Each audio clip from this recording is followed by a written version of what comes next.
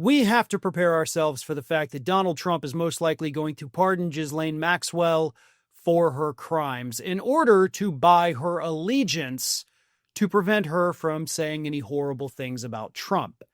And we got another indication this week that Donald Trump, of course, was considering it because he refused to rule out the possibility. Sometimes it's not what somebody says, it's what they don't say. And when Donald Trump was pressed in the Oval Office by CNN correspondent Kaitlin Collins about whether or not he would pardon her, Trump did not say no. In fact, he danced around the issue, indicating that he is leaning towards giving her a pardon. And it all started this week, of course, because the Supreme Court rejected Maxwell's appeal. So here's how Kaitlin Collins starts it.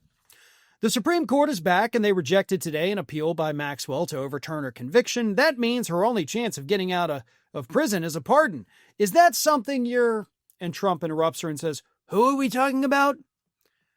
And Collins responded and said, "Ghislaine Maxwell."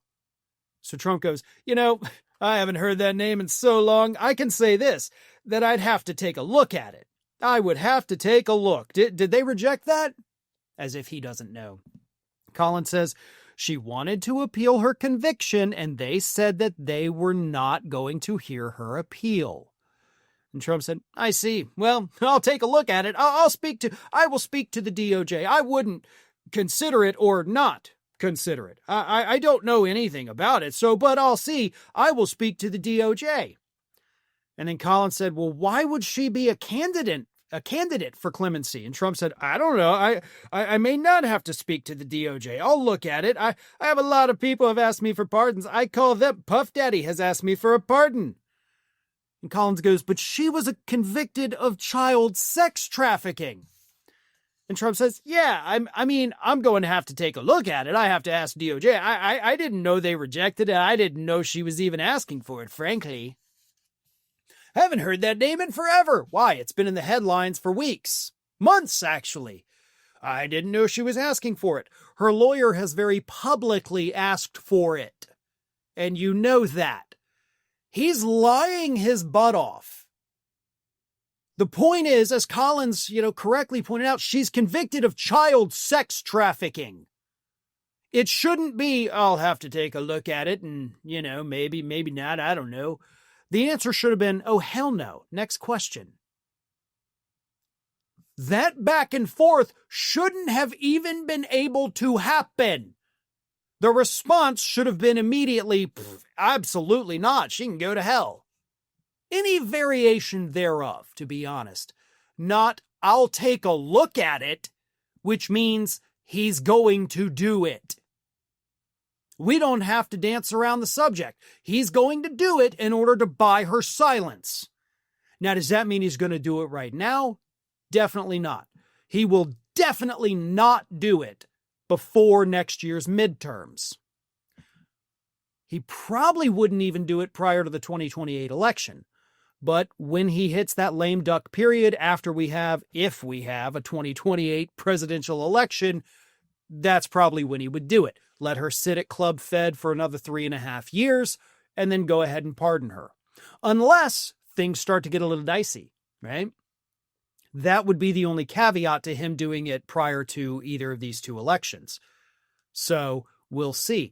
But I got to say this. If I were Maxwell, I would not want a pardon. I know that sounds weird, right? Like I would want to stay in prison for the next 20 years of my life.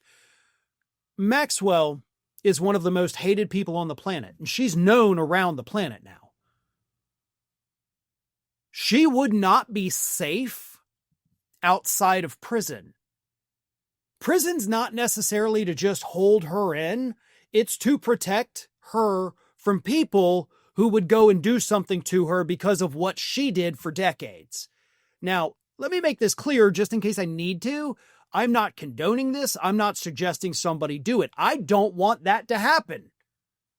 But I do know that in prison, any kind of child crime involving, sexual activity is something that will get you. I mean, even by other criminals, they look at you like, I'm going to kill you. And sometimes they do, even in prison. When you put that person out there in the general population, where everybody knows what she looks like, what she did, and that she's now free and not having to, there will be angry, crazy people that will go try to do something to her. There is nowhere on this planet she could hide from people who do not want to do harm to her. And again, I'm not condoning that in any way or suggesting you should. You should not do that. But for her own safety, I would want to stay in prison. So if Trump does come in with that pardon at the last minute, she needs to think really hard about it, because she doesn't have any money anymore. She has nothing. She can't go trot around the globe on private jets and, hide off on a private island. She's a regular person now with nothing. That seems like a very dangerous situation. She should not be in Club Fed. She should be in a maximum security federal prison in the general population. But we have to wait until another administration comes in and finally puts her back where she belongs, which is not at Club Fed, not walking the streets, but in that maximum security prison. But we may not get to that point, because it really looks like Trump's going to give her a pardon. If you've ever wondered how scammers get your phone number or why your inbox is flooded with spam, this is how they do it. Companies called data brokers sell your data to anyone willing to pay for it. They do it without your consent, and they make billions selling it to marketers, scammers, and even stalkers. And while they're legally required to remove your info if you ask, they make the process confusing and hard on purpose. That's why I recommend today's sponsor, Aura, to my family and friends. They take care of the hard part by automatically removing your info from these sites and keeping it off. Aura is all-in-one digital security.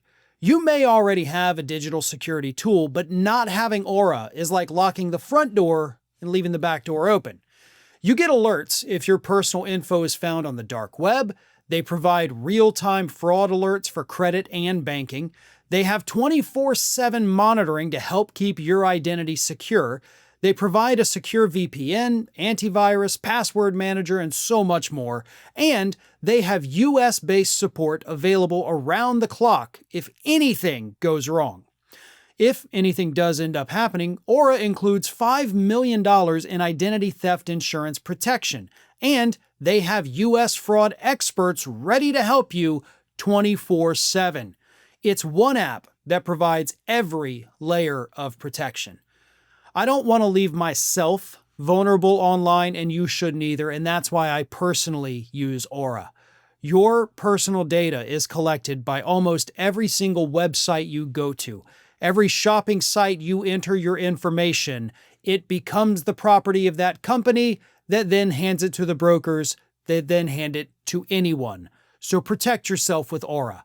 Try it for yourself. You can go to aura.com/Farron to try 14 days for free. That's enough time for Aura to start scrubbing your personal info off these data broker sites without you lifting a finger.